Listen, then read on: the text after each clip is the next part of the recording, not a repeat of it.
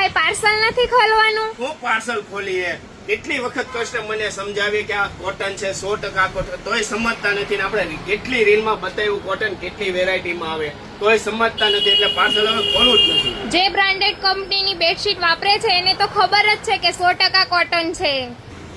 આપણા કસ્ટમર દૂર દૂરથી આવે છે, એના માટે પાર્સલ તો ખોલવું જ પડશે ને.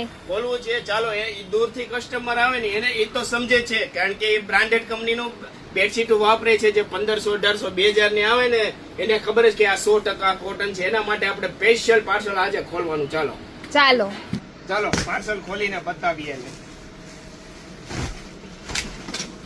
જો તમને બતાવું કપડું આ વખતે કેવું જોરદાર પ્રિન્ટ છે ને, જો